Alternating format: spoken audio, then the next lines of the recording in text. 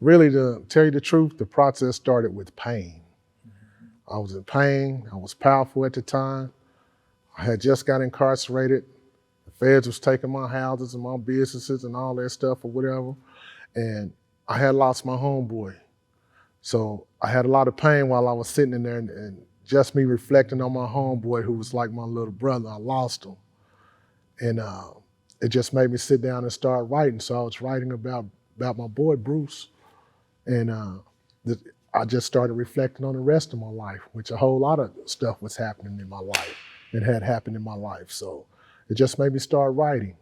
But it was really pain.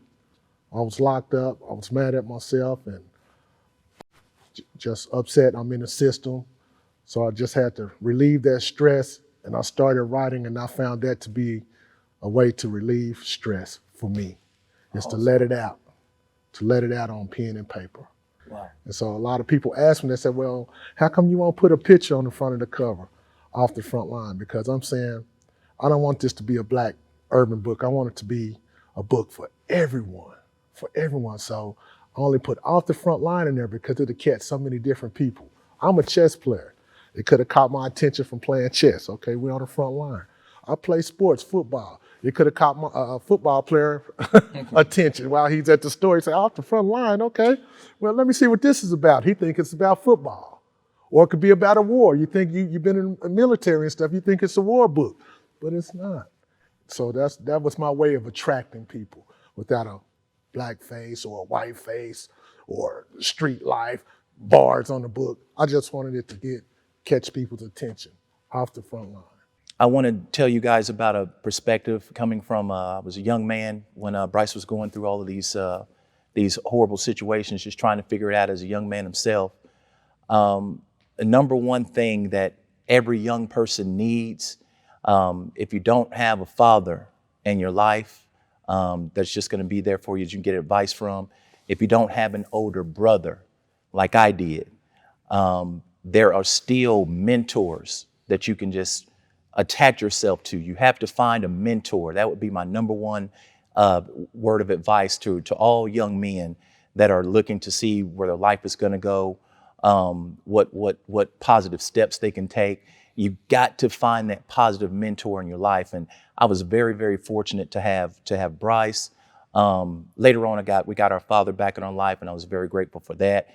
But I also had some great mentors, a part of the Jehovah's Witness religion that I was a part of for a time. And those great men took me up under the wing when I had questions about life. I had questions about which direction am I going to go.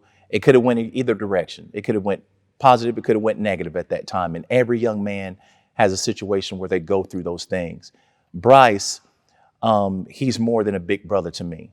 It was a time in my life to where he became my mentor. I remember being 21, 22, 23 years old, was thinking about getting married, didn't know nothing about women, absolutely nothing. And he did. And I was very grateful that that was the one good thing about me was I wasn't very proud. I wasn't very arrogant. I always humbled myself and listened to my big brother.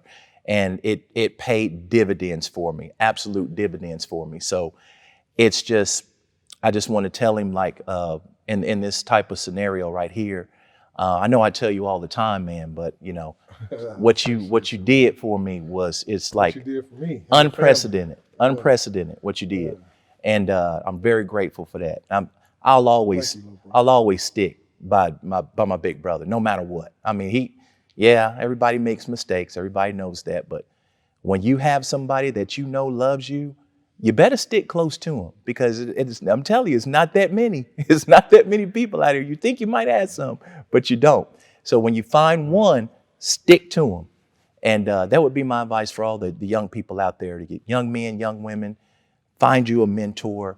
Number two, stick to those people that really love you. You know, it could be your family. It could be also people outside of your family. Stick to those people, and you'll go a long way. Yes.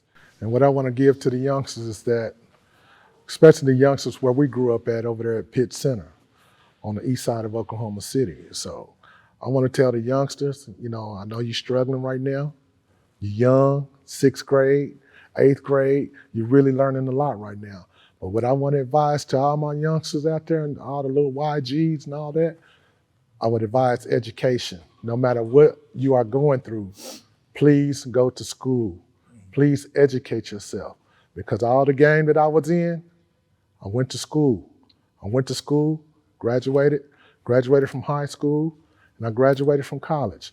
Luckily, I had that, and luckily my mom and my dad and everyone behind me pushed me for education.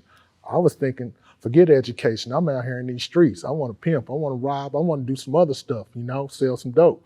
But it wasn't about that. But luckily, I got my education, and I was still in the game. Now the game is over, and guess what I've fallen back on? The education. Absolutely. And I'm thankful that I listened on that part. So education can save your life. They can put a lot, if anybody want to hide information from you these days, they put it in the book. Nobody will ever find it.